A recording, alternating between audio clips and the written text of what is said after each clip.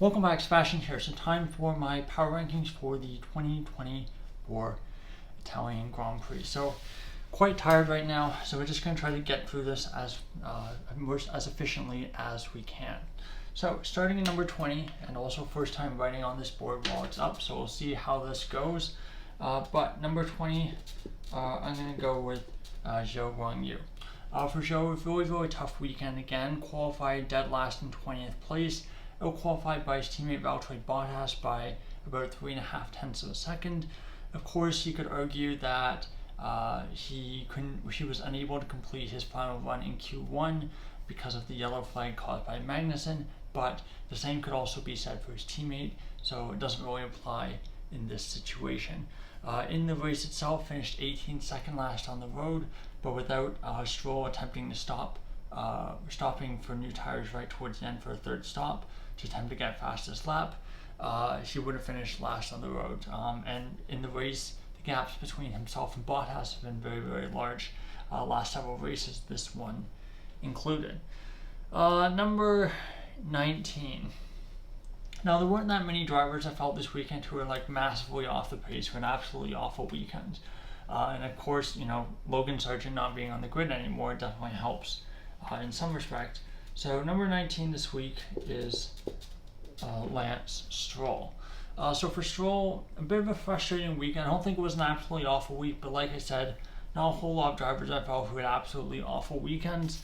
So for Stroll, he qualified 17th, out-qualified by his teammate Fernando Alonso by about 4 tenths of a second. But again, like I mentioned before, he was one of the drivers who was forced to slow down at the end of their first run in Q1 because of that yellow flag caused by Magnussen. Without that, Stroll probably could have qualified a couple places higher, and he probably would have had a better time of it in the race. That being said, the race wasn't that great either. Wasn't able to make up that many positions, and was beaten by, for example, Colapinto in his F1 weekend or his F1 debut. You can make the argument that Williams was a better car, but still, you would like to be beating, a relatively inexperienced rookie in his F1 debut. Number 18, Yuki Tsunoda. So for Tsunoda, qualified 16th, out-qualified by his teammate Daniel Ricciardo by 0.5 tenths of a second. So yes, out-qualified, but the gap itself pretty small. In the race, again, another awful weekend. Tsunoda unfortunately seems to have awful luck at Monza. His race was over when he was collected by Nico Hülkenberg going in the first corner, picked up damage, and then was forced to retire in the pits. Not a whole lot more to add for Tsunoda, but his race was quite short. But I felt 18th is fine for him. Number 17.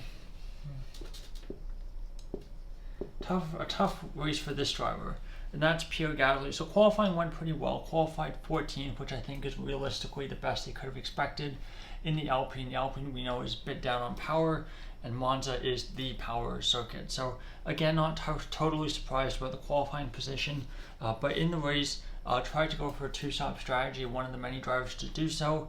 Ended up behind his teammate, ended up 15th.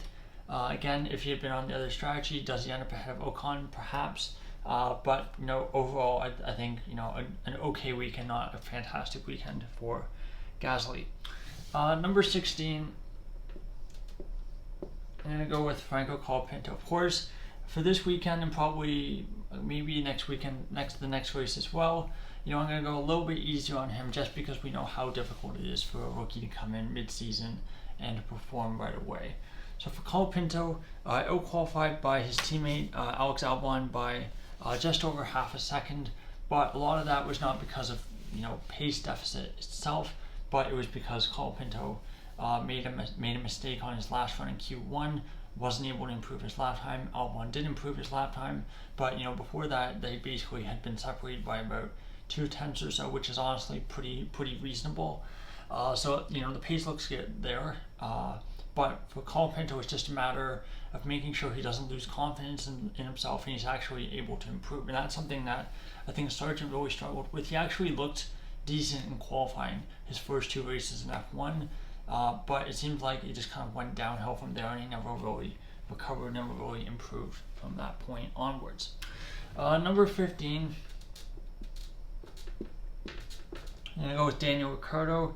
For Ricciardo, qualified 12th, out-qualified his teammate Yuki Tsunoda by 0.5 of a second. In the race, got that 5-second penalty for pushing Hülkenberg off at Scari. I think the penalty was warranted. I think it was a little bit of a clumsy move. He probably should have given Hülkenberg a little bit more space. Really unfortunate to pick up that 10-second penalty for not serving the 5-second penalty correctly.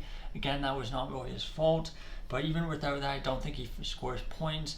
The RB have just kind of slipped backwards, just like their sister team, Red Bull Racing. As the season's progressed, they've kind of slipped backwards into the midfield. And yeah, unfortunate for Ricciardo, as he's definitely, I think, looked much more competitive with Tsunoda since we've gotten to Canada. And of course, that's kind of about where Verstappen and Red Bull's struggles really started. Number 14, I'm going to go with Nico Hülkenberg. So for Hülkenberg, qualifying went very, very well. Qualified in 10th place. Out-qualified his teammate Kevin Magnussen by almost 0.3 of a second. In the race, of course, was kind of shoved wide by Ricciardo, and then I think the car went into anti-stall, which contributed to him dropping so far down the field. He of course had that bit of a mix up with Yuki Tsunoda, picked up a 10-second time penalty, and from there his race was basically over. So kind of a race weekend of two halves, really strong qualifying, race not so good. You can say maybe there's some mitigating circumstances, with the damage that perhaps made it so that it was easier for him he wasn't able to control the car as well as he could have. Those kinds of things could have been a factor as well.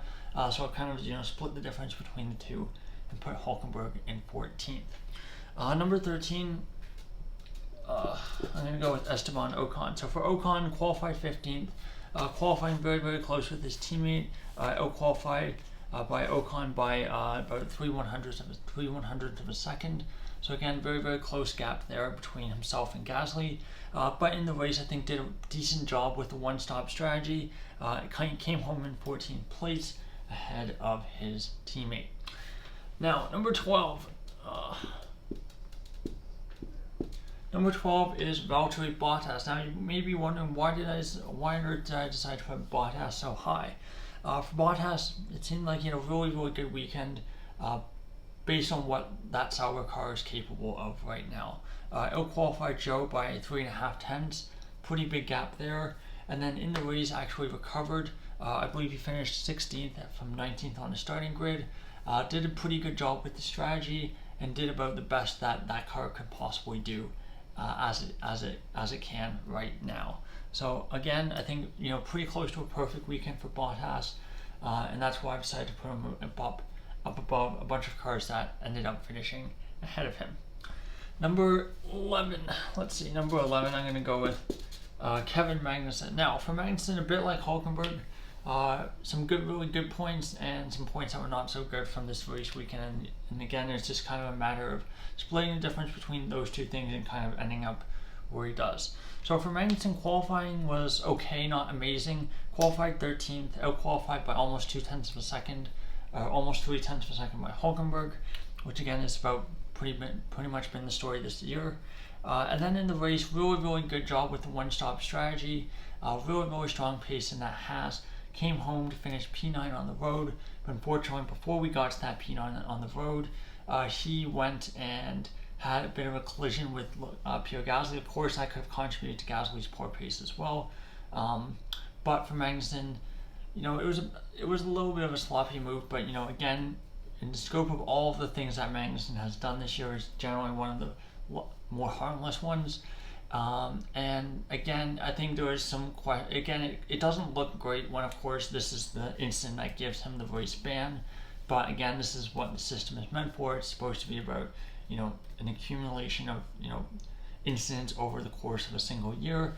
Of course, yes, he has that race ban for Azerbaijan now. Almost certainly Oliver Behrman will be driving in that Haas car. Just really is the only logical option I can think. I think.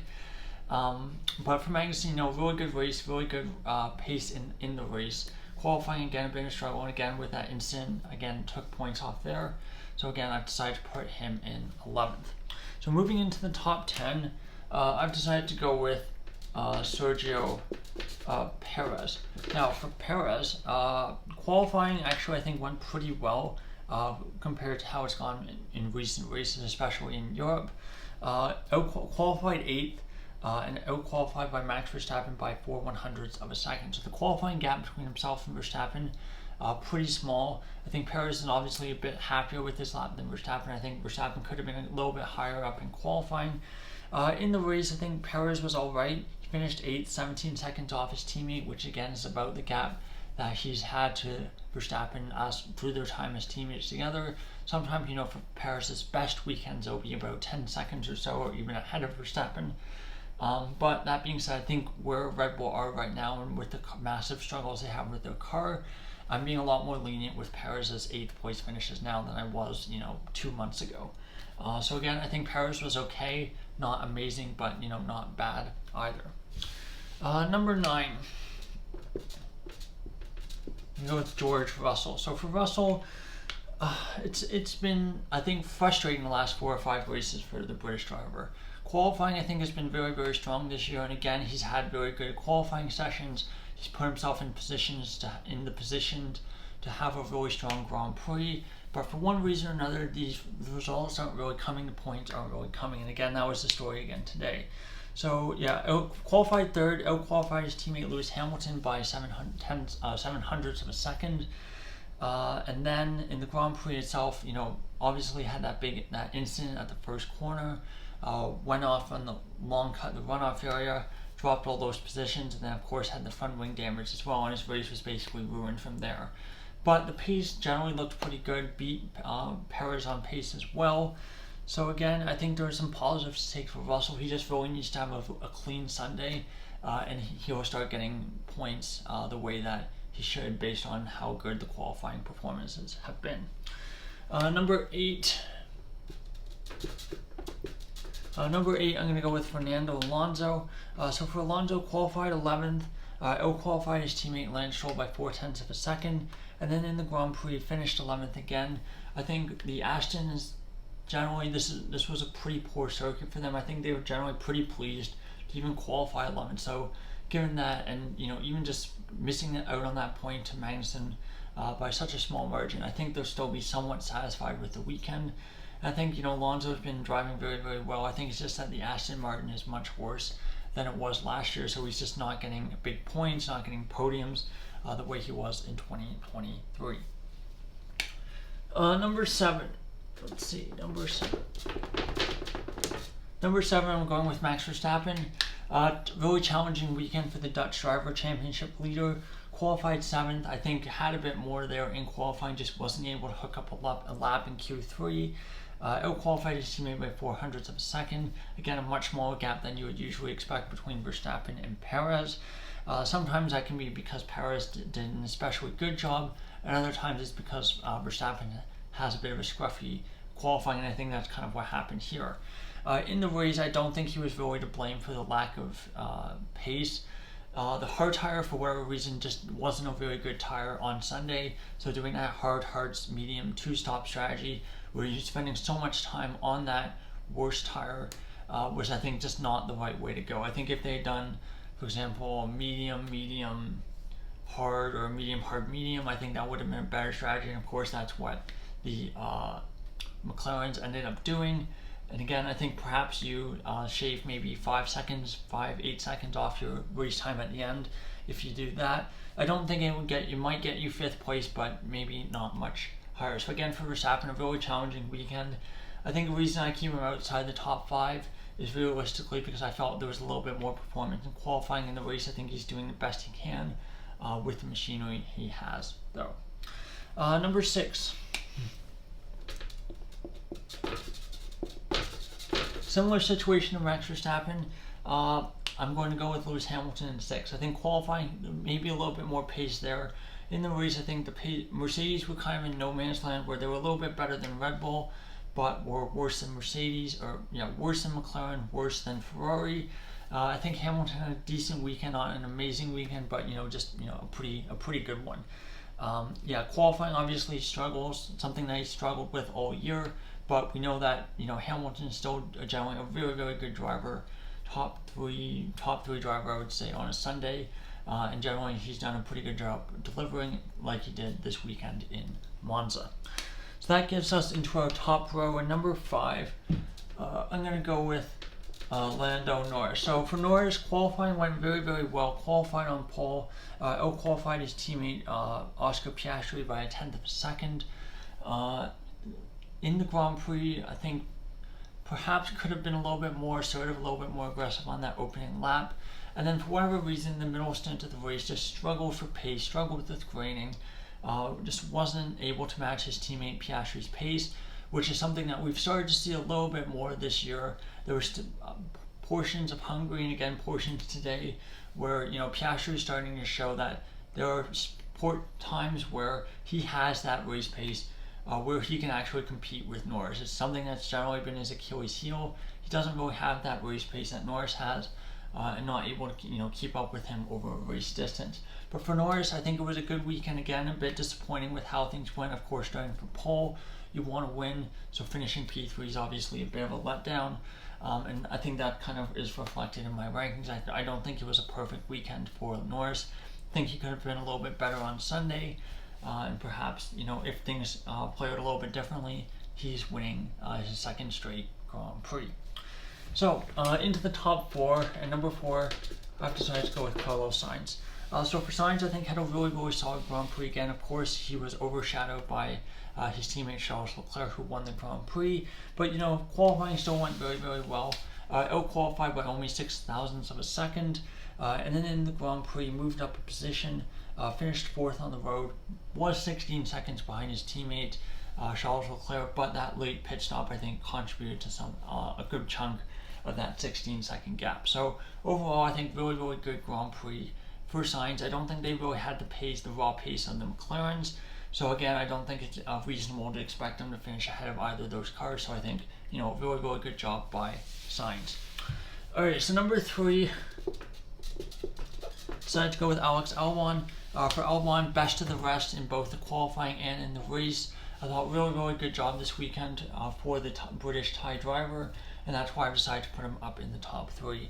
Out-qualified his teammate Colapinto by half a second, and again, that's about what you would expect at this point in the season. Or again, with Colapinto being complete rookie, first race weekend, qualifying gaps aren't really important when you're looking at Albon's pace. They are important for Colapinto, but for Albon, doesn't really have a great benchmark. But getting best of the rest is generally that's really the best they can do, and that's what he achieved in qualifying. In the race, didn't really quite have the pace of the Haas, and of course without Magnussen getting that penalty, Albon finishes 10th instead. But still, I think it was a really, really solid weekend, and again, really good strategy, I believe, with that one-stop strategy for Albon. So moving into the top 2, we have 2 drivers left, and again, it's the top 2 drivers on the podium. So again, do I switch places? Do I put Piastri first? Do I put Leclerc first? I think I'm gonna put Piastri second and go with Charles Leclerc in first. So for Piastri, I think really, really strong Grand Prix. Qualifying, again, a little bit of a deficit to his teammate. Qualified by a tenth of a second. But in the Grand Prix, I think really, really strong pace in the first 2/3 of the Grand Prix. And again, really, really assertive, aggressive. Maybe a little bit over the line, but battling Norris that opening lap. But still, I think really good job by Piastri in the race today. But for Leclerc, I do feel like he was a little bit better. That race pace, that tire management, that ability to do that one-stop strategy, pull it off. I think really, really a well-deserved win by Charles Leclerc. And again, really the opposite of Ferrari historically the last 3 or 4 years, where they've been really strong in qualifying, a little bit weaker in the race.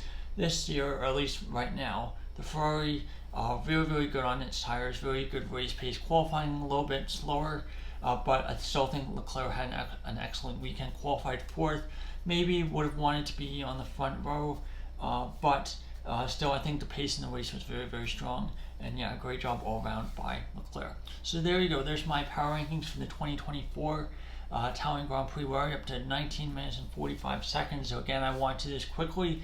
Turns out it wasn't so quick, but that being said, I think I think it's good to go and thoroughly explain my reasons for why I decided to put everyone where I did. So there you go. Thank you so much for watching, and goodbye.